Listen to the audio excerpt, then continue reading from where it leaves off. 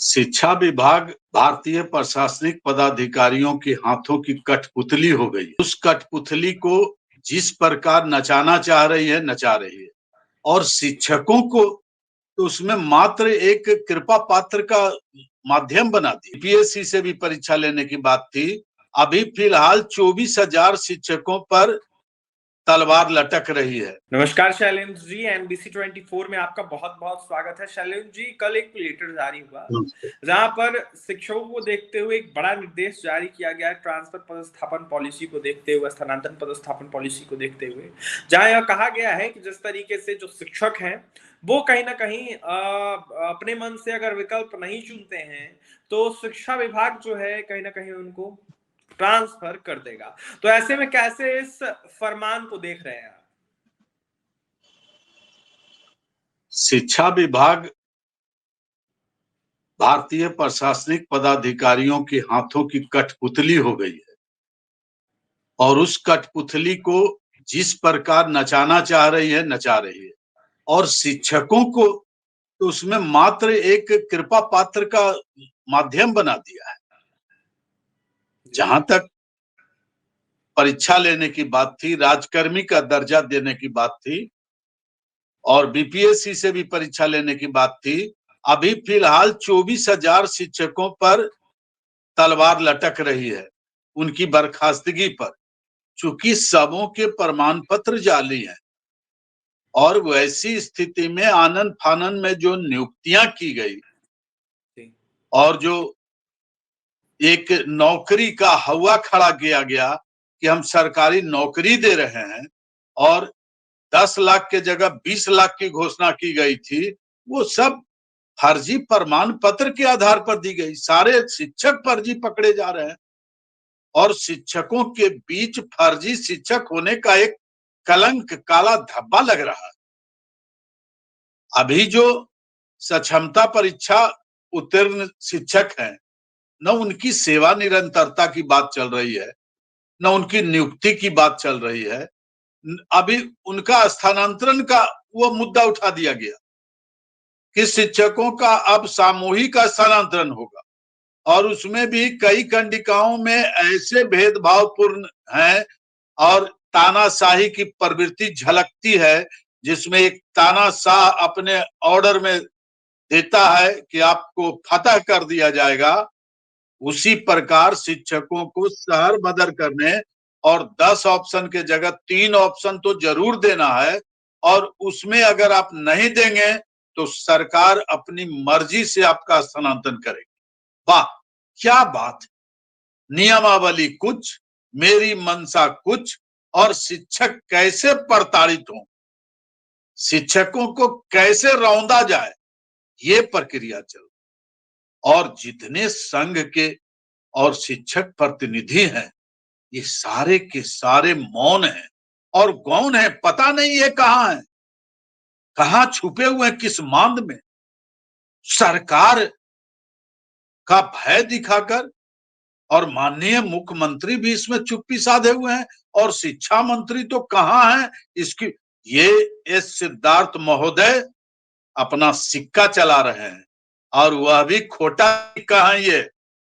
ये के पाठक जी जैसे चले गए, इनका भी नंबर लगा हुआ है, इन पर भी आरोप अभी आ रहे हैं।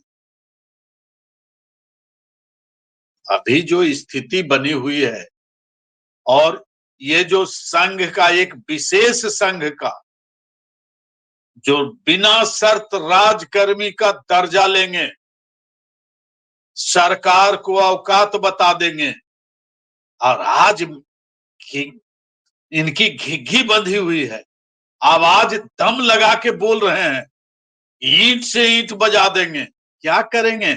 आपके हौसला अफजाई करने के बदले आपके हौसले पस्त हो चुके हैं, आपकी उम्र नहीं रही। आप क्यों इस तरह का हवा खड़ा कर रहे हैं? सरकार के खिलाफ क्यों नहीं आवाज उठा रहे हैं आप?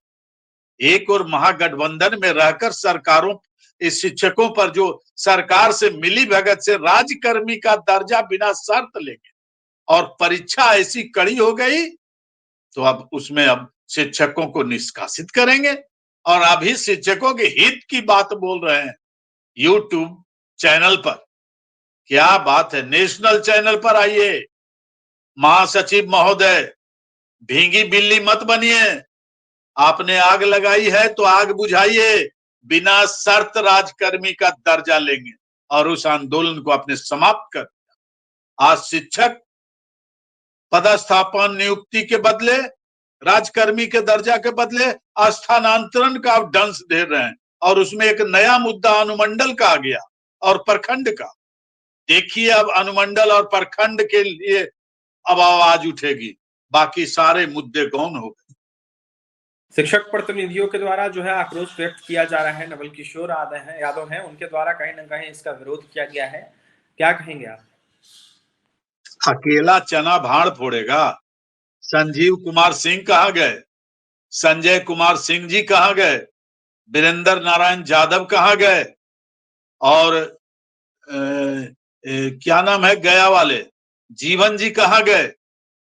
सारे की हैकड़ी बंद हो गई। नवल जी क्या करेंगे? और नवल जी पर भी आरोप लगता है कि वो शिक्षकों के प्रति उनका रवैया जो है वो ठीक नहीं है। हो सकता है नवल जी भी चुप हो जाए। ये दोधारी सरकार, दोरंगी सरकार, डबल इंजन की सरकार, इसका जितना विरोध किया जाए, और दोनों के मुखिया, महागठबंधन के भी मुखिया और वर्तमान में डबल इंजन के भी मुखिया वही नीतीश कुमार। कौन तानाशाह है? कौन यह सरकार चला रहा है? कौन लोग इसके उप मुख्यमंत्री हैं? दो उप मुख्यमंत्री जो श्रेय लेने की होड़ में आंदोलन किए, लाठियां खाई, शहादत दी। कहां गए ये लोग? सब अभी उपचुनाव में लगे हुए हैं।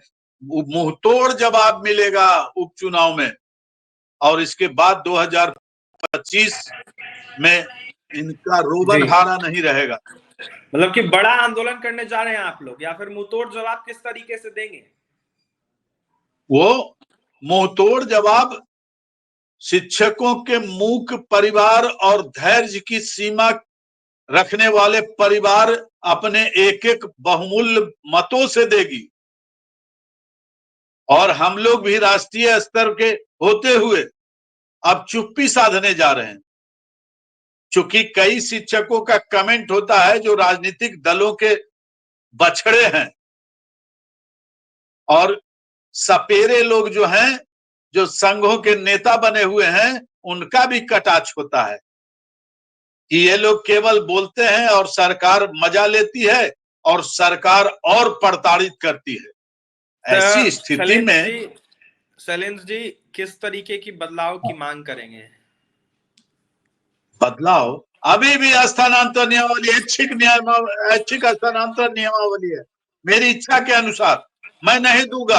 अनुमंडलों के अलावे 3 ऑप्शन, स्कूलों का ऑप्शन मांगिए आप। ये नियमावली, रोज नियमावली में परिवर्तन और ये ढंस देने वाला ये जो है, जो आप नियमावली बना रहे हैं, इसकी विभिन्न कंडिकाओं में देखिए आप जी, इनकी जो 20-24 कंडिकाएं हैं, सब इसमें त्रुटिपूर्ण है जी, और शिक्षकों की मर्यादा से, सम्मान से खिलवाड़ करने का है जी। ऐसे में तो प्रतिकार करना ही होगा और एक सशक्त आंदोलन की आवश्यकता है।